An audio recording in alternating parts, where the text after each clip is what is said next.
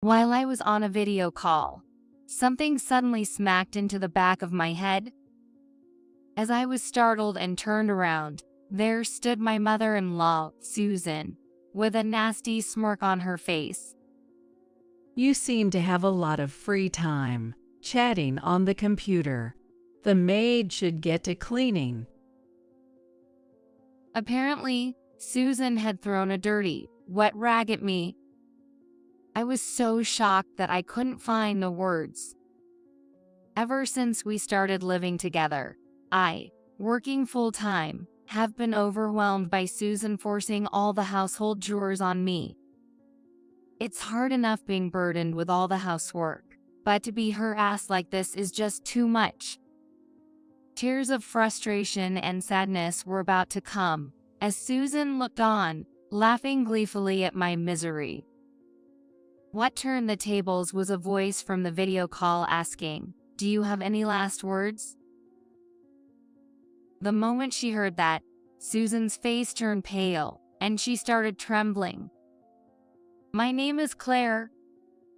I'm a 27-year-old office worker, and I married my husband, Michael, who is 2 years older than me, 6 months ago. Since marrying, I've been living with my mother-in-law in her house. The reason I ended up living with my mother-in-law was because my father-in-law passed away. Just before we got married, my father-in-law died in an accident, leaving my mother-in-law living alone in a large house.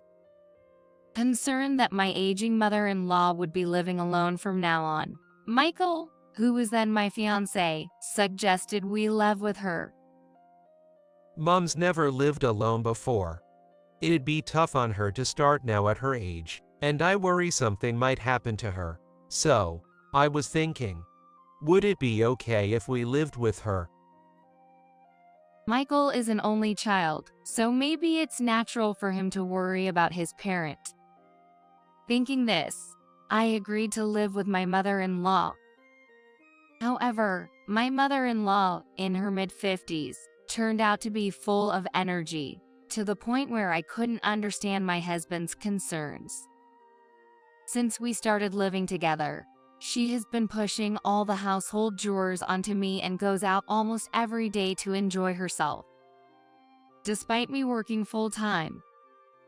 Make sure you clean thoroughly today. And don't forget to mow the lawn. Have it finished by evening. Of course, that includes preparing dinner too. Okay, I'm off." Wait, what? I have work and can't possibly do all that, Susan, and she's already gone. Naturally, with the limited time I had before going to work, it was impossible to finish both cleaning and mowing the lawn. I had no choice but to continue with the chores after returning home from work. That was my plan, but right after I returned from work, my mother-in-law came back too. She noticed that not all the chores were done and started to nag and sneer at me. "You're still not done. Honestly, you're so inefficient. What have you been doing all day? Oh, and don't use work as an excuse, please."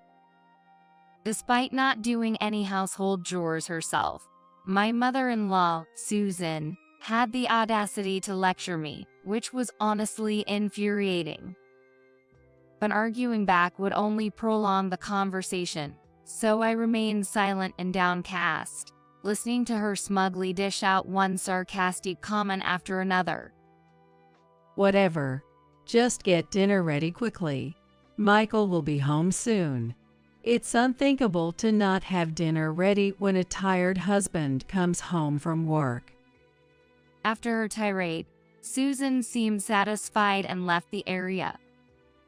The delay in preparing dinner was due to her long talk, a fact that left me feeling unjustified as I began cooking. Thus, after only a few months of living with her, I found myself regretting the decision to live with my mother-in-law, as she continued to boss me around and make snide remarks daily. My husband, oblivious to this strained relationship between Susan and me, was busy working at the company run by his grandmother. This company, originally established and expanded by his grandfather, was being managed by his grandmother after the grandfather's death. There had been plans to pass the leadership to my father-in-law as the grandmother aged, but he passed away before this could happen. Since my mother-in-law, who had never worked in the company, couldn't take over, my husband became the successor. Michael is busier than regular employees because he is also training to take over the company, in addition to his normal duties. Until he is fully capable of replacing the president, his grandmother continues to lead the company. Being the president for many years, the grandmother is very straightforward and dislikes dishonesty, often adopting a strict attitude towards herself and others. Susan, having been strictly disciplined by her own mother-in-law initially, seems to have a fear of her, showing discomfort at the mere mention of her name. On the other hand, I found that my preferences and thoughts were similar to the grandmother's, and we got along well from the start of my marriage. Fortunately, our relationship wasn't as close as a typical mother-in-law and daughter-in-law, which perhaps helped us to quickly warm up to each other. And before I knew it, I was visiting grandmother-in-law on my own during holidays. Susan, disliking the close relationship between her mother-in-law and me, started making snide remarks more frequently after realizing how well I got along with her. Claire, I see you're close with your grandmother-in-law. She's making an effort to spend time with you despite her busy schedule. Don't you realize you're getting in her way? Maybe you should show some restraint. And perhaps to keep me from visiting my grandmother-in-law, Susan started to exploit me even more than before. I'm home. What? Dinner's not ready yet. Looks like the cleaning isn't done either. Isn't your efficiency lacking? As soon as she returned home, Susan looked down at me with a scowl. I'm sorry, but I just got back from work myself, so. I don't want to hear excuses. Just get it done quickly. For me, working full-time and sometimes doing overtime, it's impossible to manage all the household chores perfectly. I wish I could at least buy some ready-made meals from the supermarket on the days I work late, but Susan insists. I don't want to eat something that looks unhealthy. All meals should be homemade. Exhausted by dealing with Susan's unreasonable demands, I took the opportunity when she was out to talk to my husband, Michael. Susan won't listen to me. Can you talk to her, Michael? It's impossible for me to manage all the household chores by myself when we both work. We need her help. However, even when I pleaded, my husband wouldn't listen. Sorry, but I'm busy and tired from work. Can't you complain somewhere else? I think he didn't want to hear me speak ill of Susan. My husband, training to be the successor at his grandmother's company, seems to be tasked with various jobs and literally works from morning till night, often even on weekends. Reluctant to burden my extremely busy husband, I couldn't bring myself to discuss Susan with him any further. In the midst of these uncomfortable days, I received a call from my grandmother-in-law on a day off. There's something I can't figure out on my computer. Claire, I hate to bother you, but could you help me? Is now a good time? I just finished my morning chores, so it's fine. I'll help if I can. Having just taken a break from my chores, I was happy to help my grandmother-in-law. I switched the call to a video chat and began remotely assisting her with her computer. Click this button and you'll get to this screen. Then, if you click OK here. As I was explaining and navigating the screen, suddenly, something cold smacked into the back of my head. What? Surprised by the suddenness, I quickly turned around. There stood Susan, smirking unpleasantly. Then, noticing a foul smell coming from below, I looked down to find a dirty, wet rat. Touching the back of my head where I felt wetness, my hand came away smelling foul, indicating Susan had thrown the dirty rag at me. Chatting on the computer. You seem to have plenty of free time. The maid should get to cleaning right away. I was profoundly shocked and speechless, both from being called a maid and having the dirty rag thrown at me. I couldn't understand any of it, including the usual harassment from Susan. Why should I be treated this way? What had I done? These thoughts swirled in my mind until I was momentarily dazed, with Susan looking down on me with a smug grin, saying nothing. An uncomfortable silence filled the house, broken only by my grandmother-in-law's voice. Is there anything else you'd like to say before we finish? Her voice came from the computer screen I was on a video call with. At that moment, Susan, realizing I was talking to her mother-in-law, went pale and began to tremble. What, that voice? Could it be you, mother-in-law? You were talking to her. It seemed Susan hadn't realized I was on a video call, as the screen showed remote control operations and not the grandmother-in-law's face. From the other side of the screen, her stern voice came through. It's not just your voice I heard. I might not know how it looks from there, but I can see everything from here. I saw you throw the rag at Claire, clear as day. Realizing her actions had been seen, Susan's face turned ashen, her mouth opening and closing in shock. Ignoring her, the grandmother-in-law might have ended the remote control session because her face then appeared on the computer screen, looking as stern as ever, glaring sharply at Susan. Really, hurling insults and even doing something as dreadful as this in front of me. What were you thinking? I think you owe me an explanation. It's not what it looks like. I was just trying to scold her for neglecting her chores. Susan, sweating profusely and flustered, responded to the grandmother-in-law's questioning. The grandmother-in-law stared at her with an icy gaze. What nonsense is this? When I called, Claire said she had finished her morning chores. Are you suggesting she lied? And even if so, what's with the rag you threw at her? Is that your idea of discipline? And how do you explain calling her a maid? Do you actually think of Claire as a maid? Enough with the jokes. Well, it's just. Susan was so intimidated by the relentless questioning that she couldn't provide a straight answer, her eyes darting around. Perhaps exasperated, the grandmother-in-law sighed heavily.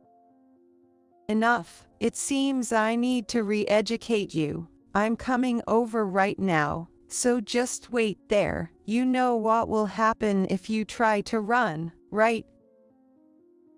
With that, the grandmother-in-law ended the video call. Susan stood frozen in front of the computer, her face a shade of desperate blue, speechless. Her demeanor was almost like how I had been earlier, stunned by the harassment I received. About 30 minutes later, both the grandmother-in-law and Michael arrived at our home. Having briefly heard from the grandmother-in-law during the drive, Michael had a stern look. Well then, let's hear again. What exactly were you thinking with all this? Though Susan had remained motionless since the call ended, she started trembling when confronted by the arriving grandmother-in-law. It's really not what it seems. I wasn't bullying Claire. I just told her to take care of the housework instead of just playing around. I ran out of my patience with my Mill, who kept making excuses even in this situation. And I burst out in frustration at Susan. Enough. You dump all the housework on me and go out to enjoy yourself. How is that fair? And for your information, I work full-time. I'm not out playing. There's no way I can meet your standards of housekeeping. Working 5 days a week from morning till night.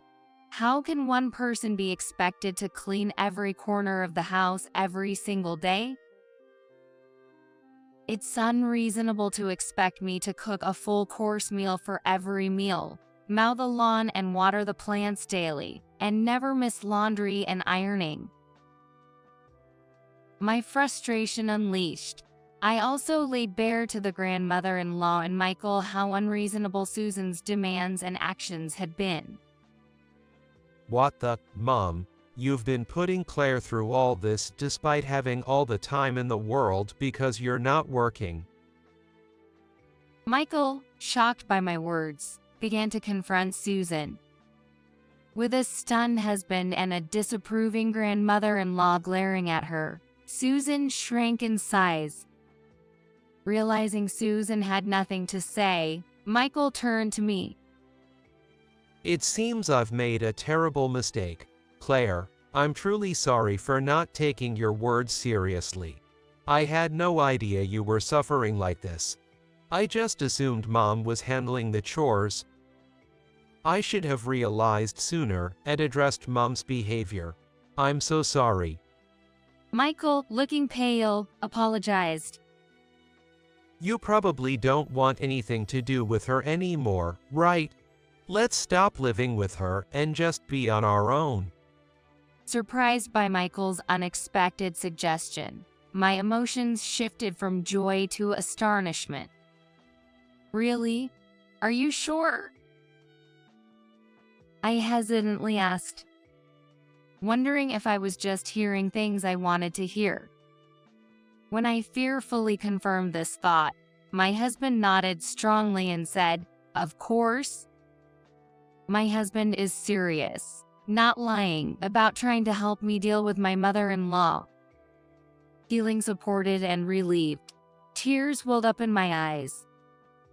However, Susan, witnessing our conversation, did not seem pleased with the development and suddenly became infuriated. What's this, Michael and Claire? Both of you spouting such nonsense. Don't you know it's only natural for a daughter-in-law to perfect the housework? Serving the in-laws' home is a daughter-in-law's duty. Breaking up the cohabitation is out of the question. Susan insisted she had done nothing wrong, and that the fault lay with the daughter-in-law who couldn't manage the house properly. Her self-righteous rant was incredibly selfish. I was about to retort to Susan's outrageous claims, but the grandmother-in-law cut in sharply before I could speak. The only one talking nonsense here is you. If it's so natural for a daughter-in-law to serve her new family, then you should be the first to help out in our home. Chastised by the grandmother-in-law, Susan's previous bravado disappeared, and she trembled with fear. But, Michael, help me. I enjoy living with you, and your grandmother's house has maids, so there's nothing for me to do.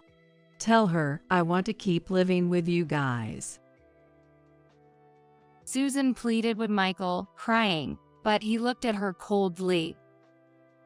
Sure, having someone else do all the work while you play must be comfortable.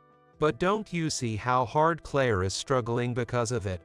I don't care how important you think a mother-in-law is. Why can't you think of helping out? Michael's logical rebuttal left Susan biting her lip in frustration. The grandmother-in-law, witnessing this, cut Susan down further. Really? How shameful. clinging to your son like that. All right, if you're so keen on living together, then I'll live with you. Michael, arrange for the movers. Don't worry about the cost. Just make sure it can be done soon. Commanding Michael efficiently, the grandmother-in-law caused Susan to panic. Not that. Anything but that, please. Despite Susan's desperate resistance, the grandmother-in-law's chauffeur dragged her to the car and transported her to the grandmother-in-law's house. As it was, my mother-in-law was forcibly taken to my grandmother-in-law's house with only her body. Susan's screams echoed like death throes. A few days later, the movers arranged by Michael transferred all of Susan's belongings to the grandmother-in-law's house, where Susan began her new cohabitation. Susan was being strictly trained in household and company chores by the grandmother-in-law. Is that all you've done? You're too slow. At this rate, you'll never finish. Hurry up, then get home to start dinner. I can't take it anymore. Susan, overwhelmed by the variety of tasks, lived a miserable daily life.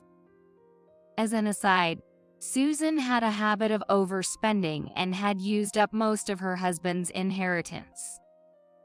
Thus, no matter how much she disliked the grandmother-in-law's house, she couldn't afford to find a new place and move out. Once, Susan tried to flee and sneak into our home.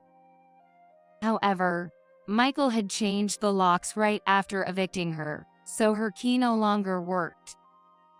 Realizing this, Susan banged on the door, shouting, Michael, help me. Let me in. Please hide me.